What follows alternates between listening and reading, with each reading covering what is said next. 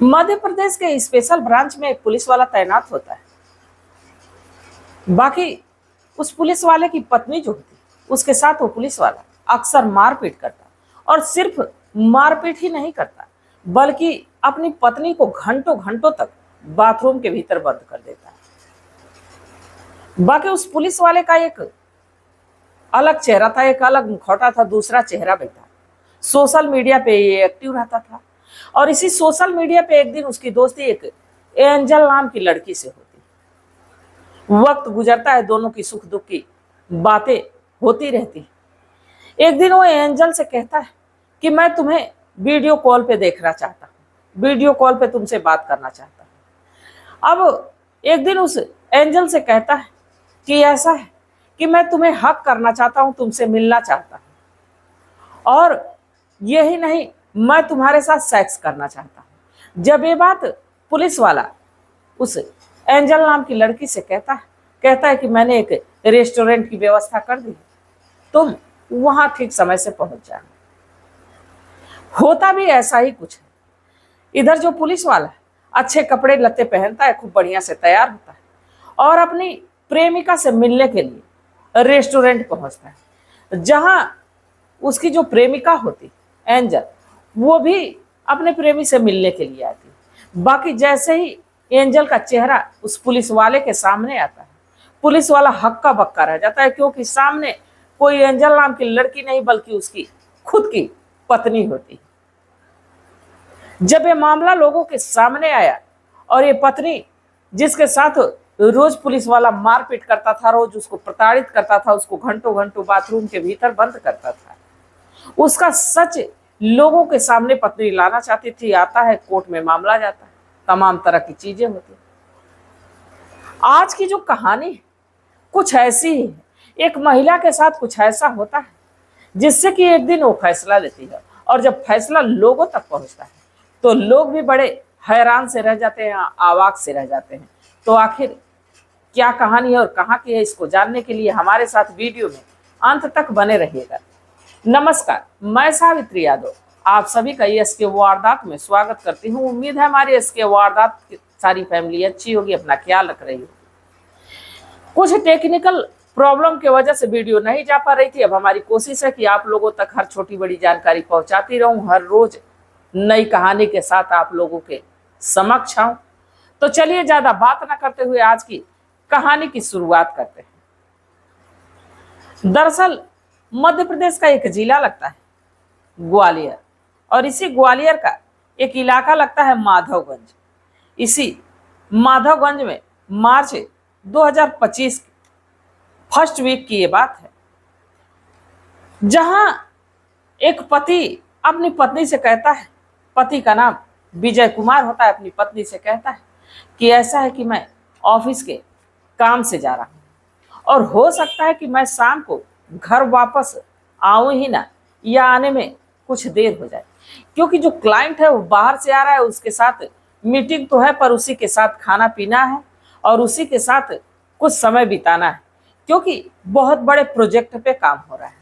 पत्नी से वो ये बात कहता है। इसके बाद खूब अच्छे से तैयार होता है, और तैयार होने के बाद वो सीधे अब घर से निकलता है, और जब घर से निकलता है तो पहुंचता है सीधे वो एक रेस्टोरेंट के पास, जहां वो खड़े होकर अपनी क्लाइंट के आने का इंतजार करता है। जब क्लाइंट के आने का इंतजार वो आदमी कर रहा होता है तो कुछ देर के बाद एक गाड़ी आके रुकती है। गाड़ी से एक लड़की उतरती है जो कि इस विजय की क्लाइंट होती है। अब जब सामने आती है तो उस लड़की का पूरी तरह से चेहरा कवर होता है।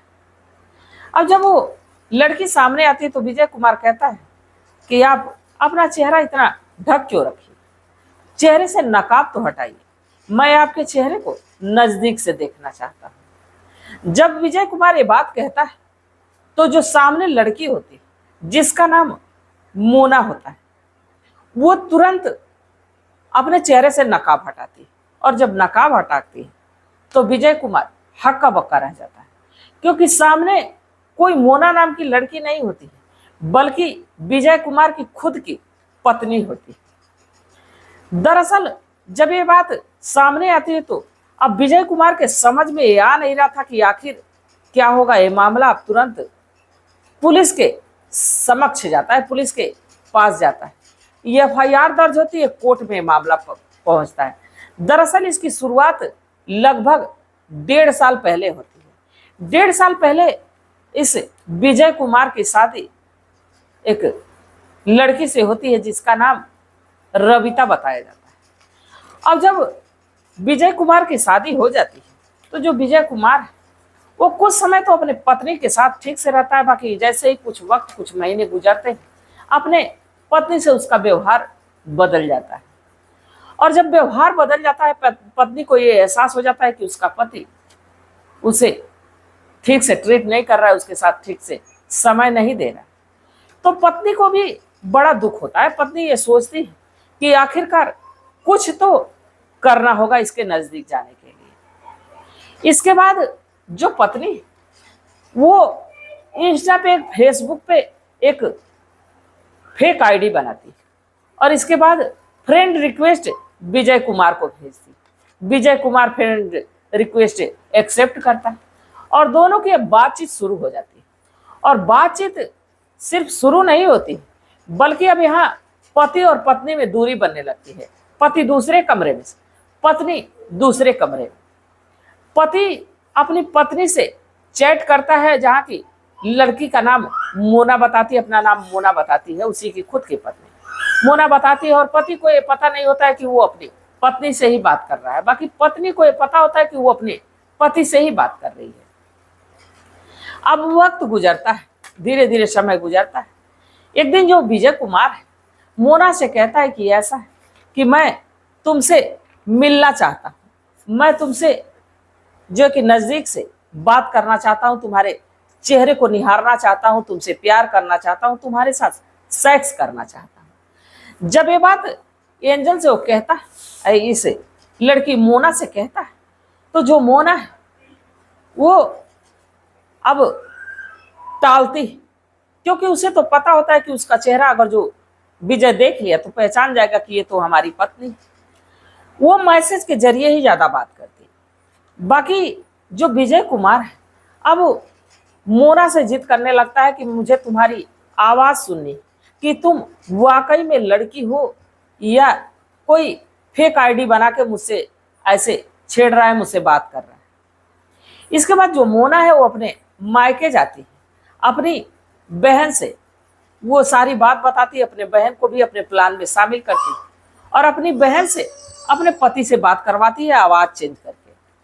अब जब यकीन हो जाता है विजय कुमार को कि उसकी बातचीत किसी लड़की से हो रही है, अब ज्यादातर समय वो मोना को देने लगता है। और इधर पत्नी को तो पता होता है कि पति उसी से बात कर रहा है, पर पति को यह नहीं पता होता है कि वो अपनी पत्नी से ही घर के भीतर ही एक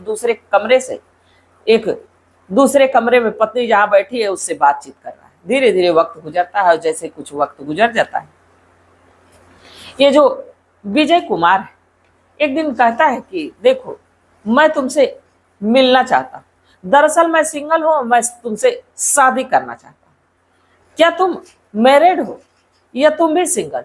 उधर से मोना भी कहती है कि मैं भी सिंगल हूं। अब दोनों एक दूसरे को पसंद कर लेते हैं। इसके बाद अब जो विजय कुमार कहता है कि मैंने रेस्टोरेंट की व्यवस्था कर दी, एक होटल का रूम मैंने ले लिया, तुम वहां पे पहुंच जाओ, हम दोनों एक दूसरे को देख लें, एक दूसरे को जान लें, एक दूसरे के साथ जीने मरने के लिए एक दूसरे को परख लें, इसके बाद शादी हम लोग कर लेंगे। जब ये बात मोना सुनती है तो कहती है कि ठीक है। अब विजय कुमार उस दिन अपनी पत्नी से झूठ बोलता है और कहता है कि दरअसल मैं अपने क्लाइंट से मिलने जा रहा हूं, और क्लाइंट का यहाँ बहाना करता है, खूब अच्छे से सूट बूट पहन के तैयार होता है, अच्छे खुशबूदार परफ्यूम लगाता है। अब अपनी पत्नी से कहता है कि मैं क्लाइंट के साथ जा रहा हूँ, क्लाइंट के साथ मीटिंग के साथ साथ खाना पीना भी है, हो सके उसके साथ मेरी रात भी गुजर जाए, क्योंकि क्लाइंट जो है वो बाहर से आ रहा है और उसके साथ जो हमारा प्रोजेक्ट है जिस पे बातचीत होने वाली है उसके लिए उसे मुझे समय देना होगा। अब पत्नी से ये बात कह के वो निकलता है, उस होटल के गेट पे जाके अपनी जो इंस्टा वाली मैडम होती है, जो इंस्टा वाली उसकी प्रेमिका होती है, उसका इंतजार करने लगता है। और इधर जब लड़की आती है तो पूरी तरह से अपने चेहरे को कवर की। विजय कुमार पूछता है कि आप इतना अपने चेहरे को क्यों कवर की? आज तो आपसे मिलने का मौका मिला है, मिलने का नसीब हुआ, तो कम से कम आप अपना चेहरा तो दिखाइए। जब ये बात ये जो विजय कुमार कहता है तो पहले तो कुछ देर लड़की सोचती है, इसके बाद विजय कुमार कहता है कि अब क्या सोचना, अब तो हम लोगों ने कसम खा रखी है कि एक दूसरे के साथ हम लोग वक्त गुजारेंगे, चाहे आपका चेहरा कैसा भी हो। इसके बाद जब लड़की अपना चेहरा खोलती तो विजय कुमार हक्का बक्का सा रह जाता है, क्योंकि जो विजय कुमार है उसके सामने कोई मोना नाम की लड़की नहीं बल्कि रविता उसकी पत्नी होती। वो जब घर से निकल जाता है, इसके बाद रविता तैयार होती है और तैयार होने के बाद अपने रूप को, अपने पहनावे ओढ़ावे को इस कदर चेंज करती है ताकि उसका पति उसे पहचान ना सके। अब जब सामने चेहरा आता है तो रवि को इसे विजय कुमार को समझ में नहीं आता है कि आखिरकार वो अपनी पत्नी के साथ करे तो करे क्या। अब ये मामला थाने पहुंचता है। थाने में रविता की एफआईआर दर्ज होती है कि उसका पति ना सिर्फ उसके साथ मारपीट करता था, ना सिर्फ उसे प्रताड़ित करता था, ना सिर्फ उसको परेशान करता था, बल्कि वो उसका फोन भी ब्लॉक करके रखता था और वो फेक आईडी बना के उससे आज 1 साल से लगभग बात कर रही है मोना बन के। जब ये बात अब कहती है रविता, पुलिस वाले एफआईआर दर्ज करते हैं। इसके बाद ये मामला कोर्ट तक पहुंचता है। कोर्ट में जब सुनवाई होने लगती है तो वहां पे वकीलों और जज के सामने जब सारी बातों को रखा जाता है तो मामला अब इस कदर उलझता है। फिर भी इस मामले को सुलझाने की कोशिश होती है। पति पत्नी को ये समझाया जाता है, बताया जाता है। दोनों फिर से अपनी अपनी गलतियों पे पछताते हैं। इसके बाद दोनों एक दूसरे के साथ जीवन व्यतीत कर रहे हैं, एक दूसरे के साथ हैं।